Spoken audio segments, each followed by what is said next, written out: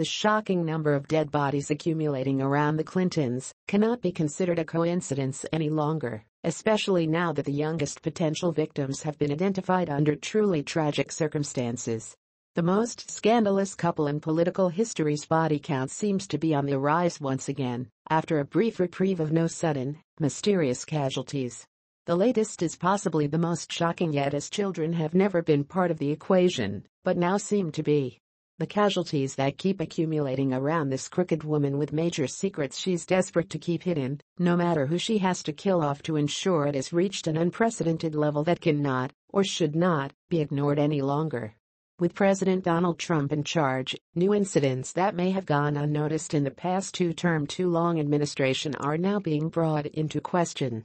Namely, when people with certain connections wind up suddenly dead under insane circumstances, it should be investigated, and now, thankfully, it is. The two victims, which are the youngest fatalities tied to the Clintons, yet deserve justice, as do their families who didn't have any hope of getting any answers until now. The bodies of 17-year-old Kevin Ives and his friend, Don Henry, who was 16 years old, were found dead on RAIL road tracks near Mena, Arkansas. This location being near the Clintons' hometown wasn't the only connection these teens seemed to have to the scandalous couple. There was something else very specific about the small town of Mena. The pair were more than victims of an unsolved case, as a mother's 30-year mission to solve it is since uncovered. The boys died in 1987 in what has been described as an unsolved murder case, and now 3 decades later, new information seems to be surfacing in the mix of other strange sudden deaths tied to the Clintons, and what appears to be a killing cartel connected to their deep secrets.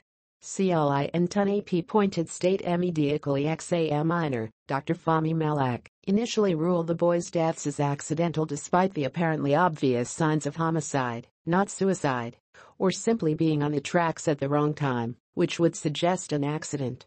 However, what really put Mena on the map has not been talked about too much until recently, after it was reported as having been used for one of the busiest drug smuggling and operations in the world in what eventually became known as the Iran-Contra scandal. The boys reportedly died on the tracks by being run over by a train after allegedly falling asleep there. It doesn't take a rocket scientist to realize that napping on train tracks is not a good or comfortable idea, no matter how mischievous these teens are.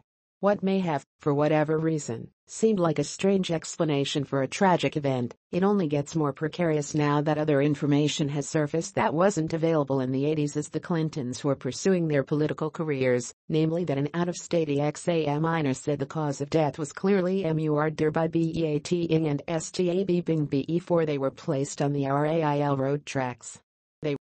This is when the second cause of death, indicating murder, was identified. The murder case was assigned to police investigator John Brown.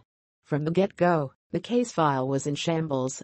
Key crime scene photographs were missing. The entire list of any evidence was gone. It also appeared that no one from 1987 to 1993 had interviewed anyone of any significance in the case. John Brown's investigation was shut down and he resigned, but not before the following pieces could be put together. Apparently, the boys were deer hunting that night. They had no idea that the tracks were used by Mena pilots as a site for dropping off drugs and money, and that a drop had gone missing 3 nights previously, causing panic at Mena. The concern was not the missing $400,000, but the missing transmitter that was in the case with the money. If someone found this, it would be traceable right back to Mena. In a classic case of being in the wrong place at the wrong time, Kevin and Don stumbled right into a police-protected drug drop site, where law enforcement officials and drug smugglers were waiting to see who might show up. The boys were chased down and taken to another location. At that point they were beaten and stabbed. Then their bodies were placed on the track in hopes that all evidence of the murder would be distorted by the train mangling the bodies. A U.S. Senate subcommittee in 1989 called the available evidence about Mena sufficient for an indictment on money laundering charges. But the Fed scraped a 5-year probe of Mena and interfered in local investigations. The state police were taken off the case. Clinton refused a request from one of his own prosecutors to pursue the matter any further. In spite of the evidence, every investigator who has tried to expose the crimes of Mena has been professionally destroyed.